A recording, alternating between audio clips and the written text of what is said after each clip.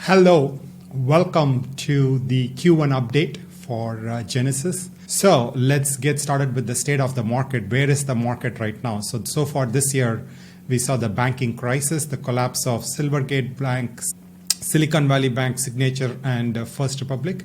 Silvergate had a voluntary shutdown, and think that this part of the banking crisis is over for now with the introduction of the Bank Term Funding Program, BTFP. However, macro conditions are not ideal for us to be investing in the crypto space, because crypto, on the micro side of it, right, what happens in the macro in terms of Federal Reserve has an impact on the micro. And the Fed just paused the hike in interest rate yesterday, and we'll talk about the impact of what it means. So the banking crisis, if you look at it, we had Silicon Valley Bank, Signature Bank, and First Republic. They all kind of wound down. And we also had our bank, which is Silvergate, had a voluntary shutdown because of the crisis. And the three failed banks, the amount of money that was lost is bigger than the 25 failed banks that happened in 2008. So this is a bigger issue. And the Fed was able to step in. Part of the reason was because of, we talked about it, we had a yield curve inversion. So typically yield curves for longer duration bonds would have a higher interest rate. So typically 30-year will have a higher interest rate than the 10-year, than 1 year.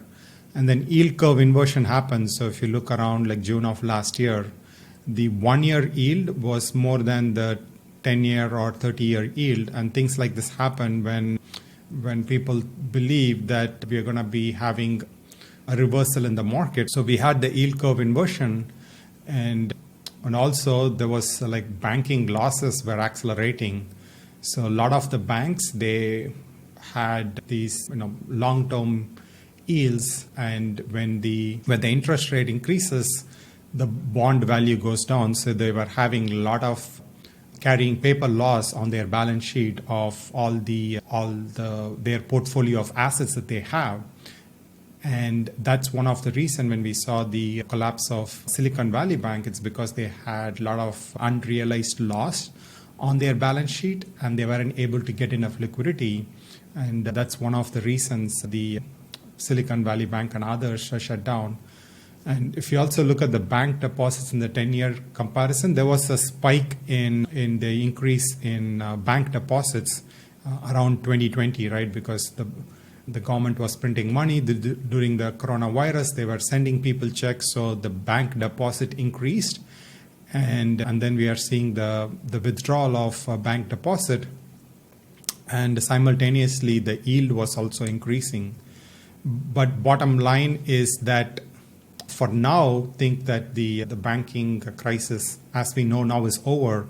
However, I think the Wall Street Journal did a report. There are about 150 other banks that are underwater right now. So the overall banking crisis is still not over. The federal interest rate hike paused yesterday. I'm going to move this to this side. They want to keep the interest rate around here. And typically what happens is that whenever there is a pause in interest rate hike, we see a recession after that, right? So if you look at 2020 is an anomaly, but if you look at before that, around 2008, the interest rate paused, we have a recession. Before that, in 1999, pause in interest rate, recession. 1990, pause in interest rate and reducing interest rate, recession. Same in times before. So of the past 1, 2, 3, 4, 5, 6, 7, 8, 9, 10 recessions or so. 1, 2, 3, 4, 5, 6, 7, 8, 9. Yeah, of the past 10 recessions, we have almost 8 of them which happened after the interest rate pause. So most likely we do think that we're going to enter into a recession. Probably we are already in one. But the technical indicator of recession, we're going to be entering it soon.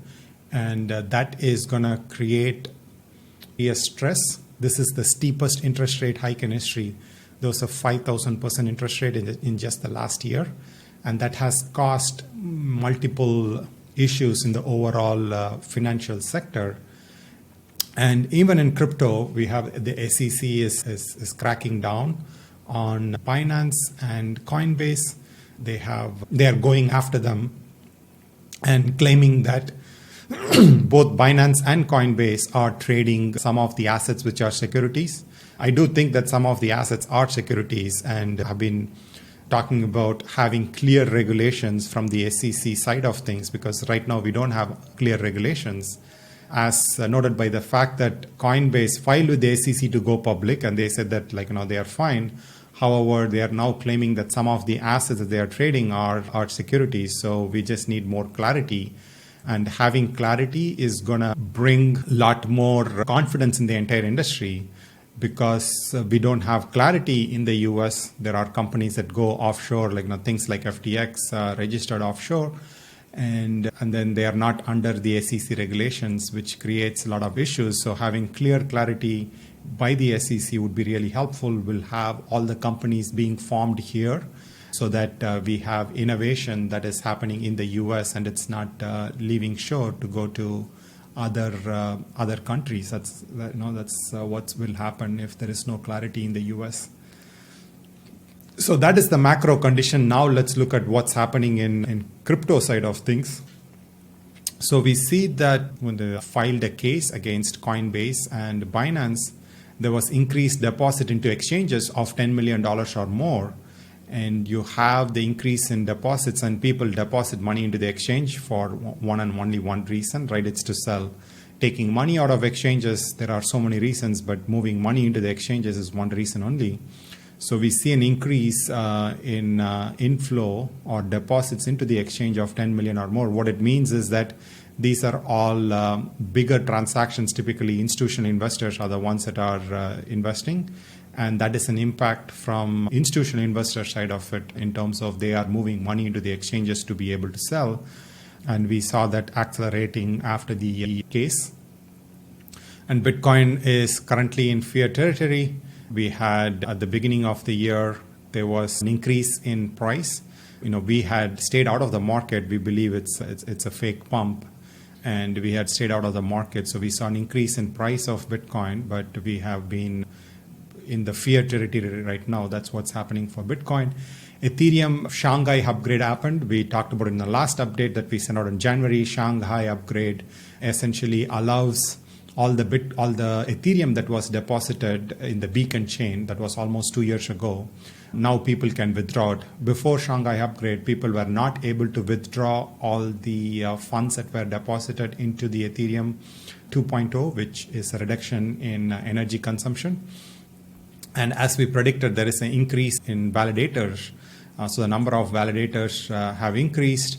What it means is that people are staking their Ethereum and locking up to become a validator. The reason is because you would be earning interest on the becoming a validator. Right now, it's about 4% or so. However, we still are not in Ethereum because of the macroeconomic conditions. This is bullish long-term for Ethereum, and we are waiting for the right price action for us to be able to enter to have some exposure to Ethereum. So as we talked about, how do you invest in an uncertain world? So what are unchanging things that are happening in an ever-changing world? And one such thing is technological progress never stops, right? It's called law of accelerating return. Ray Kurzweil, in his book Singularity is Near, he talks about it. And people are familiar with Moore's law, where the processing capacity of chip doubles every 18 months, which is famously coined by Gordon Moore from Intel. Whereas law of accelerating returns is not just for chips, it's across all technology. And you can see that in Bitcoin, right? So if you look at the Bitcoin hash rate, which is the amount of computing power, is, the computing power increases. So there is a temporary drop. If you look at over here, there is a drop in the price of the computing hash rate, and that is because China banned Bitcoin mining, so people left. But you could see maybe it took a few months for the hash power to catch up. And now we are continuing to the Bitcoin hash rate increases. So regardless of what happens in the market, the hash rate continues to increase. Having said that, always looking for feedback. Would love for you to reach out and say maybe one thing that you liked about the update today, and if there is something that we can improve, some information that you're looking for, would greatly appreciate any kind of feedback that that you can have. Having said that, always available to be able to answer some questions. Please feel free to reach out anytime. Thank you, and we'll see you on the next update.